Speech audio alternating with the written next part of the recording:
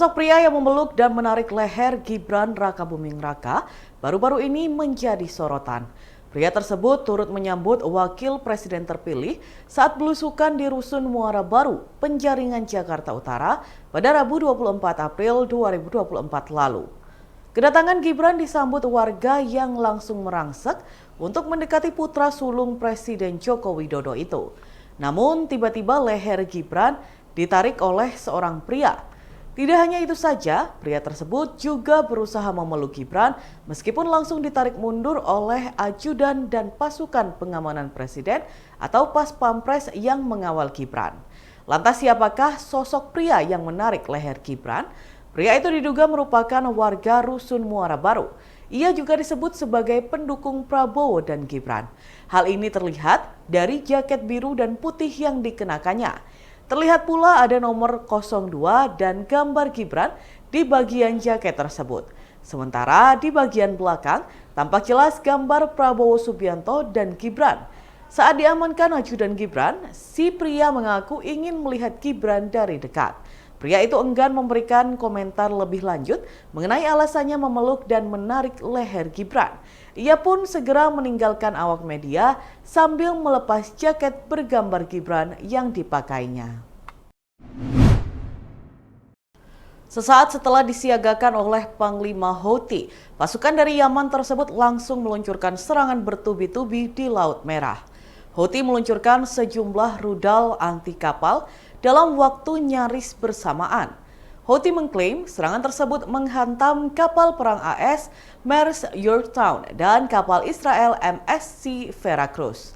Dilansir dari Al-Mayadin, hal itu telah dikonfirmasi oleh juru bicara Houthi, Brigadir Jenderal Yahya Sari, pada Selasa 23 April 2024. Menurut Yahya Sari, Houthi menembakkan beberapa rudal ke Laut Merah, Teluk Aden, dan Samudra Hindia. Dalam operasinya, Houthi mengaku menargetkan kapal-kapal yang terafiliasi dengan Israel dan kapal perang Amerika Serikat. Houthi pun menekankan bahwa serangan itu tepat sasaran. Akibatnya, kapal berbendera Amerika dan kapal Israel meledak secara berturut-turut. Menurut situs pelacakan maritim, seusai diserang Houthi, posisi terakhir kapal perang AS itu terombang-ambing di Laut Arab. Sementara kapal Israel yang diserang Houthi itu terdeteksi di rute Tanjung Harapan. Namun hingga saat ini belum diketahui nasib dari kedua awak kapal tersebut.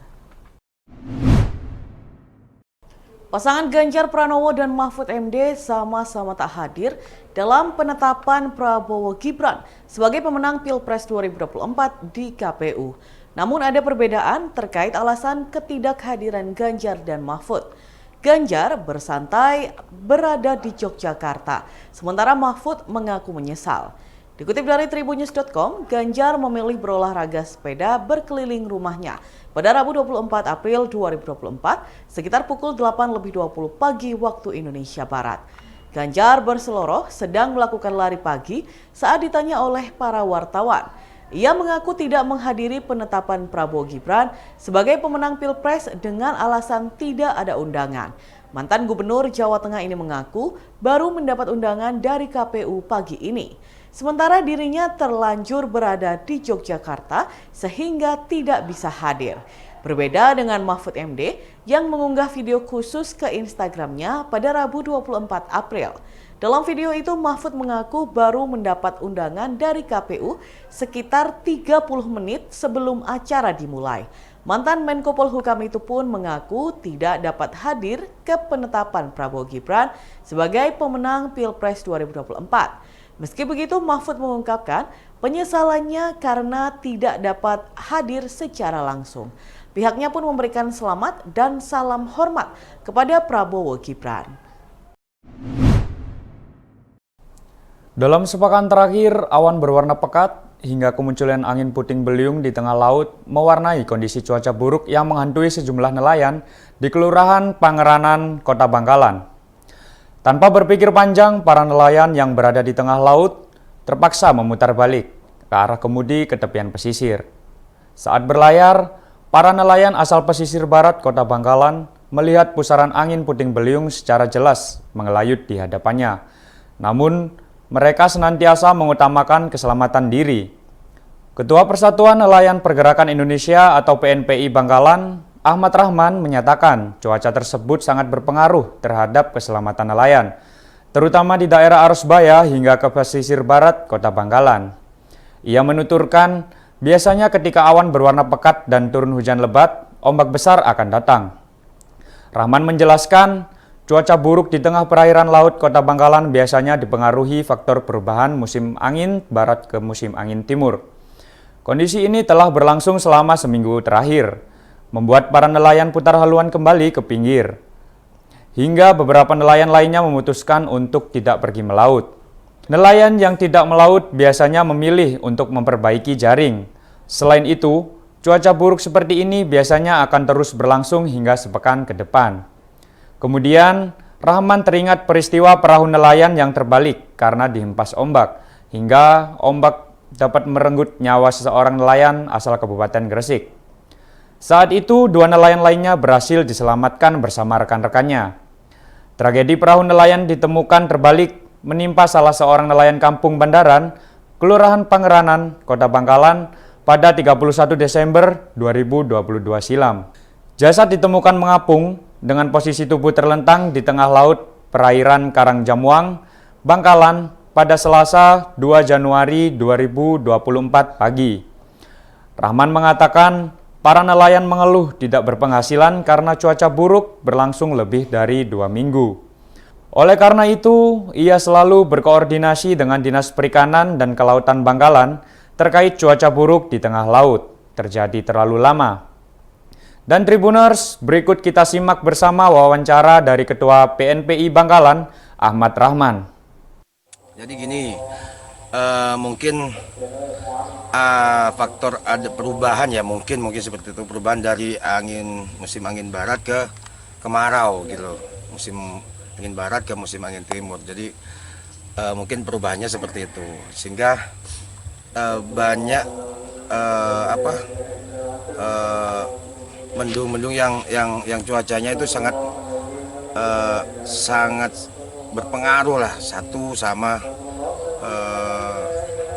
keselamatan nelayan juga, karena di daerah terutama di daerah Arosbaya sampai ke sini tuh ketika udah turun cuacanya mendungnya udah turun, hujannya udah turun, wis ombaknya besar banget seperti itu. Kayak sebelum puasa kalau nggak salah itu udah menelan korban juga gitu, itu dari Gresik itu kalau nggak salah itu. Terus yang pernah dievakuasi itu cuman selamat ya, itu dari orang Ujung Pangka sama orang Paciran dan nggak salah itu, yang 4 orang itu yang udah alhamdulillah kita selamatin gitu. Tapi kapalnya terbalik atau gimana? Kebalik karena cuacanya, karena kena ombak seperti itu. Seorang pria berinisial I, 25 tahun, asal Desa Kamuning, Kecamatan Kabupaten Sampang, Madura, kalang kabut saat kediamannya digerebek polisi. Ia menjadi sasaran polisi lantaran terlibat tindak pidana kesehatan, yakni kepemilikan ribuan pil berlogo Y, bahkan diedarkan kepada warga setempat. Saat penggerebekan, tersangka diamankan ketika bersantai di kediamannya tanpa ada perlawanan pada Sabtu 20 April 2024 siang. Penggeledahan pun seketika dilakukan dan ditemukan barang bukti atau BB 2 botol plastik berwarna putih. Masing-masing botol berisi 1000 butir sediaan farmasi berupa pil berlogo Y.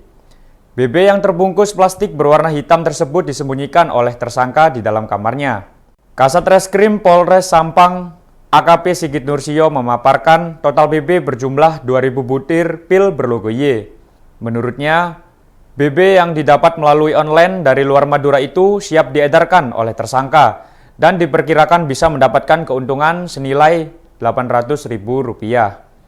Keuntungan tersebut dipergunakan tersangka untuk memenuhi kebutuhan sehari-hari, sebab ia sudah mempunyai istri. AKP Sigit Nursio mengatakan, pil berlogo Y yang dijual ke warga sekitar memberikan efek tenang saat dikonsumsi. Akibat dari perbuatannya, tersangka disangkakan pasal 435 subsidiar, pasal 436 ayat 2 Undang-Undang Republik Indonesia Nomor 17 Tahun 2023 tentang kesehatan. Seorang nenek tinggal sebatang kara di rumah tua turut Jalan Jaksa Agung Suprapto, Kelurahan Karangpacar, Kecamatan Kabupaten Bojonegoro, Jawa Timur. Nenek 78 tahun itu bernama Juwita. Dalam kesehariannya, nenek yang berdarah Tionghoa ini hanya ditemani oleh seekor anjing peliharaannya. Karena usianya yang telah senja dan tak lagi bekerja, Juwita mendapat sentuhan kasih dari para tetangga. Orang-orang sekitar rumahnya rutin menghampirinya setiap hari, sekaligus memberinya makan. Salah satu tetangganya adalah Friendy Mohan. Setiap hari, Friendy rutin menilik dan memberi Juwita makan. Pada Rabu 24 April 2024 pagi, Friendy Mohan hendak melakukan rutinitas tersebut. Namun ketika ia sampai di depan pagar rumah Juwita dan memanggil sang nenek, tidak ada sahutan dari dalam. Setelah beberapa kali memanggil dan tidak ada jawaban, Friendy Mohan akhirnya mengurungkan niat. Friendy menduga nenek Juwita sedang tidak berada di rumah. Pasalnya, nenek Juwita memang masih bisa bepergian di seputaran lingkungan setempat dengan sepeda kayu. Siang harinya, Friendy kembali ke rumah nenek Juwita untuk mengantar makan siang. Hal serupa pun terjadi. Tidak ada sautan dari sang nenek. Friendy baru menyadari adanya keganjilan, yakni lampu teras rumah nenek Juwita masih menyala dan pintu pagarnya masih terkunci. Ia pun segera menghubungi keponakan nenek Juwita, Mary, untuk menanyakan keberadaan sang nenek. Namun Mary tidak tahu menahu mengenai hal tersebut. Friendy akhirnya menghubungi ketua RT setempat. Laporan itu kemudian diteruskan ketua RT ke Lurah Karangpacar serta Polsek Bojonegoro Kota. Berikutnya, Friendy Mohan, ketua RT, Lurah Karangpacar, dan personel Polsek Bojonegoro Kota membredel kunci pagar rumah nenek Juwita. Dari celah jendela mereka melihat nenek Juwita telungkup di lantai kamar. Di sisinya ada anjing peliharaan nenek Juwita. Setelah berhasil membuka paksa pintu rumah, anjing peliharaan nenek Juwita langsung menyalak dan menyerang mereka. Dinas Pemadam Kebakaran dan Penyelamatan Bojonegoro pun langsung dihubungi untuk menghadapi anjing tersebut. Kemudian personel pun langsung mengevakuasi jasad nenek Juwita dan membawanya ke rumah sakit RSUD Dr. Sosodoro Jatikusumo Bojonegoro. Jasad nenek Juwita diidentifikasi secara medis, dipulasarakan, lalu diserahkan ke kerabatnya untuk dikebumikan. Kapolsek Bojonegoro Kota, Kompol Mukodam, membenarkan kronologi kisah nenek Juwita ini. Adapun hasil identifikasi medis menyatakan nenek Juwita meninggal dunia pada hari itu juga. Terkait penyebabnya, Kompol Mukodam mengatakan diduga kuat akibat sakit lambung. Pasalnya saat olah TKP juga ditemukan beberapa jenis obat untuk penyakit tersebut. Diketahui nenek Juwita tinggal seorang diri selama lebih dari 10 tahun. Suaminya telah lama meninggal dunia dan dalam pernikahan mereka tidak dikaruniai anak. Pilunya, anjing yang menemani jasad nenek Juwita juga ikut mati. Tidak diketahui secara pasti penyebabnya, namun diduga anjing yang telah lama hidup bersama nenek Juwita tersebut stres karena sedih ditinggal sang nenek yang pergi untuk selama-lamanya.